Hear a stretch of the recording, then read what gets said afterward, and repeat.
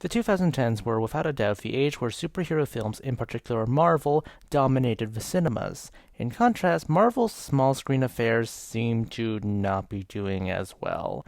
While DC's own projects struggled to become a cinematic universe, I did enjoy their small screen programs much more than their films. One of these programs is DC Superhero Girls, the original series, not the more controversial one that crossed over with Teen Titans Go. Characters basically would be aged down and in some cases morally flipped in order to fit into the superhero high school AU. What was their motivation to make this? To sell toys. So what was Marvel doing around the same time DC Superhero Girls came? The answer was Marvel Rising, a line of films and comics in order to compete/gain that same market share. Look, I'm not a fan of this. It basically reminded me of the other inferior products that Marvel was also pushing at the time. For this video, I'm going to be glossing over the initiation shorts and focus solely on Marvel Rising Secret Warriors special. We open with Kamala Khan in her natural habitat, sneaking into her home after spending the night being a superhero only to wake up pretty much immediately afterwards. Kamala, you really should have changed out of that. Who knows what grimes the criminals in Jersey have in them. The joke where Kamala's mother says, "I've been up since 5, so you're up since 6, that's late," is the most on-the-nose Asian parent joke out there, and it was funny. Then she proceeds to compare Kamala to other people's children, probably the most relatable Kamala Khan before we got Iman Vellani starring as her. Then we get the usual Kamala doesn't fit in montage. So, another thing about this special, it was made during the Inhuman push, so you get a scene where Kamala is defending an Inhuman from bullies who don't like Inhumans. And it goes poorly. But hey, at least the girl is safe. She's friends with Squirrel Girl in this. They're basically doing their training in the park. What, you think the Avengers rent out their HQ? When they end up chasing Dante here for the crime of stealing a hot dog. Now, time for some misunderstanding. Dante blasts fire, and he ends up burning Squirrel Girl. His actual target was this guy, Victor Cole, the Exile. After dealing with Dante, who runs off, Victor here gives a whole speech about how humanity will always turn on them.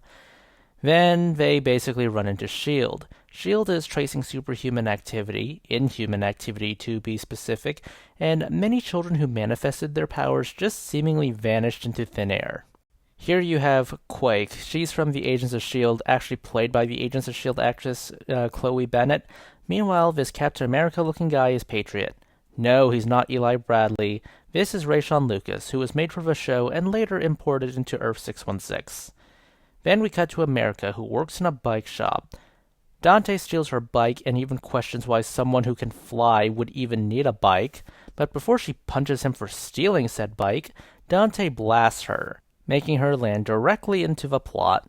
So we have three groups: Team Squirrel Stretch, who decide to pursue Dante on their own; America, who is shocked he's inhuman but decides to go after him because she wants her bike back; and S.H.I.E.L.D., who goes after Dante like professionals.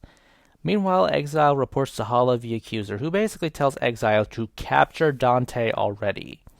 Of course, Dante kicks his butt, and America's desire to get her bike back ends up exposing a gas line. So naturally, this blows up in their face and causes major damage to a building. Superhero rescue sequence, close the gas line, help America up. Quake gets arrested for unauthorized activity. Then Squirrel Girl and Kamala get into a fight about how inhuman powers manifesting is clearly not malice versus what it actually is. As much as I dislike the friendship failure between Doreen and Kamala, I do at least like the scene that comes after it, where Kamala and her mother are talking about convictions and how one feels like something is legitimately true and knows it's true, but cannot exactly get it out. Then we get a meeting between Exile and Miss Marvel. Exile's deception is revealed in this fight, and Kamala gets captured in front of Squirrel Girl.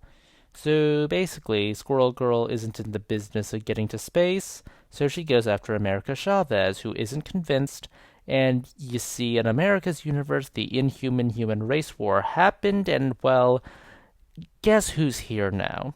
While Squirrel Girl basically insults America for not being her mothers, This insult actually works because Doreen and America managed to track down Patriot, give him a speech, and they're gonna steal from S.H.I.E.L.D.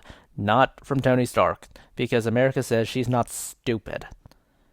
They bust Daisy out because the prison is right next to a hangar, and give Daisy her moment to blast open a blast door. So what has Kamala been doing in all this? So she's been trapped on a spaceship, and Hala has obviously shoved all the Inhumans into new suits and will force them to fight. Obviously, Dante and Kamala aren't willing to fight each other.